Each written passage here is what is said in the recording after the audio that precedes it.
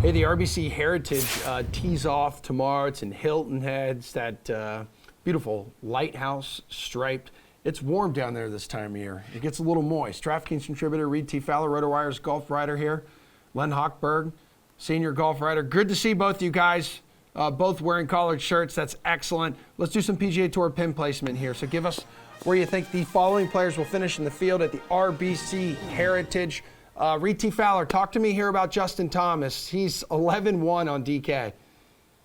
Yeah, and few are hitting it better than JT. I know it wasn't what we all thought it was going to be at Augusta National last week, but still, I mean, there was a reason why coming into it we thought he was the guy who was going to get that green jacket. So having said that, 11-1, it's hard to say that he's going to finish outside the top 10, but I'll venture to say that this might be a little bit of a letdown. I still think he's number one in terms of the power rankings. You can't rank him or Morikawa out of it, but I think there might be a little bit of a letdown. If you look at the guys at 10,000 and above, I think Cameron Smith is definitely someone. Len talked about him last week, and that was a great call. I think he's someone that keeps it going, even though we've seen Cam Smith in the past falter after a top finish or a win in his next few events. I still think he's the one guy I want to target. 5 dudes who are north of 10K. We just talked about one of them. Another one, Patrick Cantlay at 10 grand. So what would you do here? Where do you think he's going to finish? I want to say that I think we have Patrick Cantlay to blame for Scotty Scheffler. We had Scotty Scheffler had won nothing until the playoff with Patrick Cantlay at Phoenix, and ever since then, Scotty Scheffler has done everything, and Patrick Cantlay has done nothing. Patrick Cantlay has not finished in the top 25 since Phoenix. This is a tough week. He's done very well at this tournament through the years, not last year. So many guys make the cut at this tournament. I'm not going to say he's going to miss the cut, but something is definitely off with Patrick Cantlay's game. I'm going to sort of put him in the top 25, not the top 10 like Justin Thomas, and therefore I would say that he is overpriced at over 10,000. Yeah, Reid, does kind of feel like a lackluster effort there at the Masters 39th, but he did rank top 15 in approach play. Yeah, he's an anomaly, right? Dude, something's definitely up with Patrick Cantlay, kind of like Julian Edlow.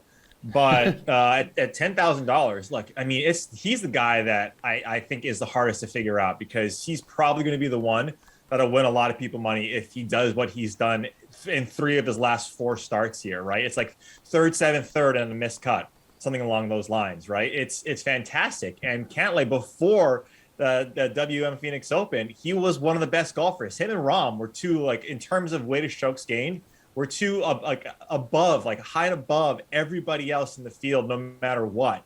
So I'll give him. I'm a little bit more bullish on Patrick Cantlay. I still think it's a little bit of not a letdown spot, but it's going to be lower than where he is in the odds. I'm going to say he finishes top 5, top 6, because he's always got that 64 in his back pocket, and that's exactly what you can do here. Fowler, HV3, runner-up here last year. He's $8,500 in DFS. Can he finish near the top again? He always gets talked up when we're in the Carolinas, always. Yep. And look, he's won, right? He won overseas at the DP World Tour. He beat up Bubba Watson. But I'm going to see a little bit of a letdown for HV3. There's always that one hole. If it's not if it shoots 6 under, 7 under, and first round leader, he comes back on Friday and shoots 73. It's really hard with HV3. Someone right around that range, and I'm much more bullish on that could potentially win this, who hasn't done much, is Webb Simpson.